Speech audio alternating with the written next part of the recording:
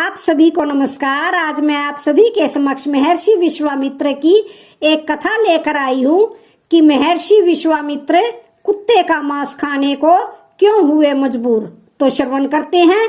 भूख से व्याकुल ऋषि विश्वामित्र दर दर की खाक छान रहे थे। कुछ भी ऐसा नहीं दिख रहा था कि उन्हें जिसे खाकर अपना पेट भर सके। उन्हें ऐसा लगने लगा था जैसे भूख से तड़प कर उनके प्राण ही निकल जाएंगे। वह लोगों से भिक्षा मांगते लेकिन मिलती नहीं।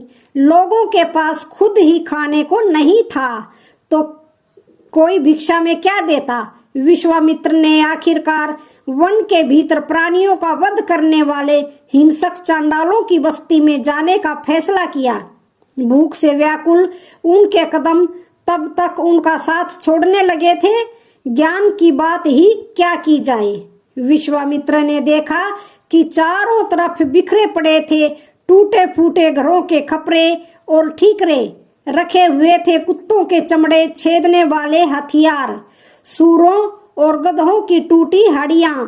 सारे घड़े भरे दिखाई पड़ रहे थे। वहां पर हर तरफ फैले हुए थे मुर्दों से उतारे गए कपड़े। अर्थियों से उतरे फूल मालाओं से सजे थे चांडालों के घर। लेकिन विश्वामित्र जब वहां पहुंचे तो चांडालों में आपस में झगड़ा हो रहा था। कोई दूसरा वक्त होता तो विश्वामित्र शायद चांडालों को भी समझाते, लेकिन इस समय तो उन्हें खुद के जिंदा रहने का इंतजाम करना था। वह एक कोने में बैठकर बस यही सोच रहे थे कि कुछ खाने को मिल जाता तो जीवन बच जाता। देर रात उनकी नजर अचानक एक चांडाल के घर पर पड़ी, जहां तुरंत मारे हुए कुत्ते की जांग के मांस का एक बड़ा सा टुकड़ा पड़ा था। ऋषि ने सोचा कि मुझे यहाँ से यह मांस चुराना चाहिए। हालांकि उन्होंने इस फैसले के बारे में फिर से विचार किया, लेकिन कुछ देर तक सोचने के बाद बुदबुदाए। शास्त्र का निश्चित विधान है कि आपत्ति काल में प्राण रक्षा के लिए ब्राह्मण का श्रेष्ठ समान और हीन मनुष्य के घर से चोरी कर लेना उचित है। पहले हीन पुरुष के घर से उसे बख्शे पदार्थ की चोरी करनी चाहिए। वहां काम न चले तो अपने समान व्यक्ति के घर से खाने की वस्तु लेनी चाहिए, और अगर वहां भी बात ना बने तो अपने से विशिष्ट धर्मात्मा पुरुष के यहाँ से वह खाद्य वस्तु चुरा ले। जिन ऋषि विश्वामित्र ने भगवान श्री राम और लक्ष्मण को ज्ञान दिया, शस्त्र और शास्त्र की शिक्षा दी, उनका यह हाल कैसे हुआ? इसका जवाब मिलता है महाभारत के शांति पर्व में। इसमें विश्वामित्र के कुत्ते का मांस चुराने की घटना का जिक्र है।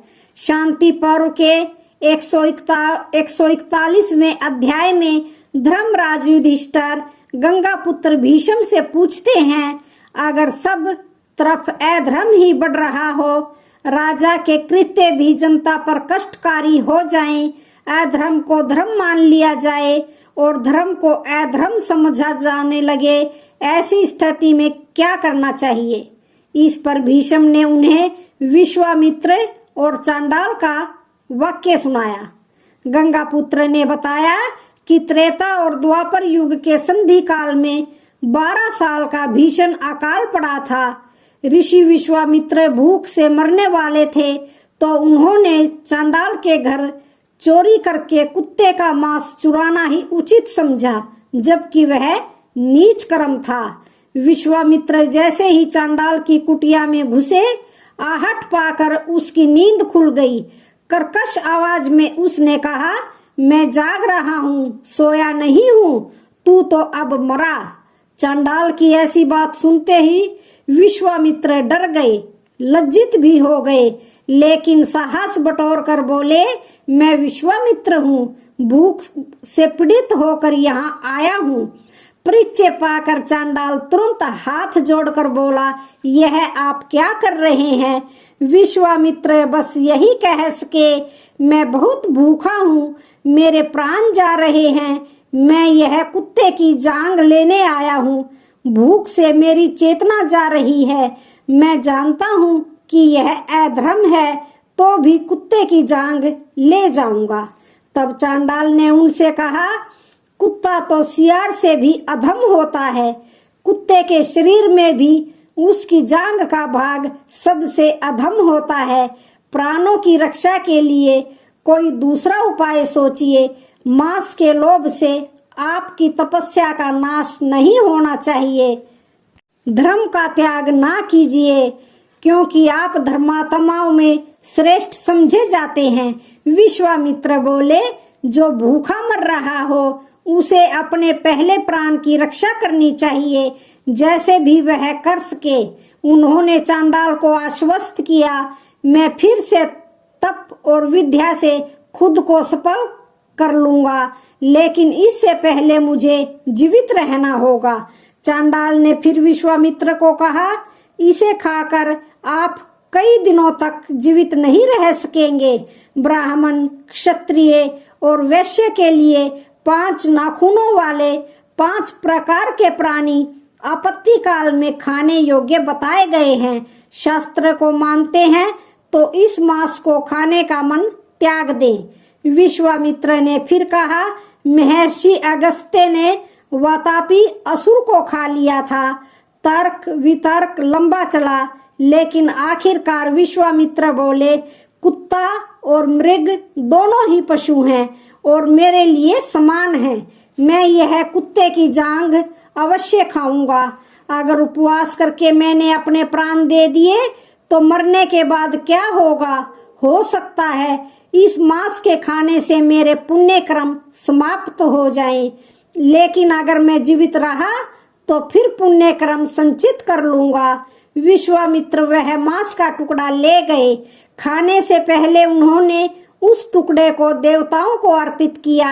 जैसे ही उन्होंने अग्नि के द्वारा मांस का टुकड़ा देवताओं को चढ़ाया, इंद्र ने सभी प्रजा को जीवन दान देते हुए वर्षा की और अनादि औषधियों को उत्पन्न किया। विश्वामित्र भी लंबे समय तक निराहार व्रत और तपस्या करके सारे पाप मिटा चुके थे। उन्होंने सिद्धि पाई। भीष्म पितामह ने युधिष्ठिर से कहा, जो मांस खाने योग्य नहीं था उसे केवल देवताओं को अर्पित करके महामुनि विश्वामित्र ने देवताओं और पितरों को संतुष्ट कर दिया। उन्हीं की कृपा से पवित्र भोजन पाकर उन्होंने अपने जीवन की रक्षा की। उन्होंने युधिष्ठिर से कहा कि कठिन परिस्थितियों में व्यक्ति को अपने हाथ पांव नहीं डाल देने चाहिए। अपने जीवन की रक्षा करने के लिए उपाय तलाशने चाहिए, हर कोशिश करनी चाहिए। बुद्धि का सहारा लेकर हमेशा जीवित रहने और विषम परिस्थितियों से पार पाने की कोशिश करनी चाहिए। जीवित रहने वाला पुरुष पुण्य करने का अवसर पाता है, कल्याण का पात्र हो सकता है। सवाल, कौन थे ऋषि विश्वामित्र? विश्वामित्र गाधी के पुत्र विश्वामित्र एक राजा थे। लंबे समय तक राज करने के बाद वह पृथ्वी की परिक्रमा करने निकले और इस दौरान स्वयं में क्षत्रियत्व से ब्रह्मत्व उत्पन्न किया। सप्त ऋषियों में उन्हें उच्चतम स्थान प्राप्त है। विश्वामित्र किस युग के ऋषि माने जाते हैं? तो विश्वामित्र को रामायण काल का ऋषि माना जाता है। वह यज्ञ में विघ्न डालने वाले राक्षसों के विनाश के लिए राजा दशरथ से प्रभु श्री राम और लक्ष्मण को अपने साथ लेकर गए थे। उन्होंने दोनों भाइयों को विद्या दी। वह ही सीता स्वयंवर के लिए राम और लक्ष्मण को लेकर राजा जनक के दरबार में गए थे। विश्वामित्र और वशिष्ठ में क्यों हुई थी लड़ाई? तो विश्वामित्र जब राजा थे तब उन्होंने ऋषि वशिष्ठ से कामधेनु मांगी थी। वशिष्ठ ने कामधेनु को माता कहकर देने से इनकार किया तो विश्वामित्र अपनी सेना के बल पर उसे ले जाने लगे। वशिष्ठ की मंशा जानकर कामधेनु ने देवीय रूप धारण करके आखिरकार विश्वामित्र को पराजित किया था। क्यों ऋषि बनने का फैसला किया विश्वामित्र ने? पराजित होने के बाद विश्वामित्र ने सोचा कि क्षत्रिय बल से ज्यादा श्रेष्ठ ब्रह्म बल है। फिर उन्होंने ब्रह्म तव के लिए तप करना शुरू किया, विश्व भ्रमण किया, विद्या अर्जित की। पौराणिक कथाओं के अनुसार उनके तप से प्रसन्न होकर स्वयं ब्रह्मा प्रकट हुए। हालांकि उन्होंने विश्वामित्र को राजर्षि कहकर संबोधित किया। इस पर विश्वामित्र को लगा कि उनके तप में कुछ कमी है। क्या विश्वामित्र और मेनका की कहानी है?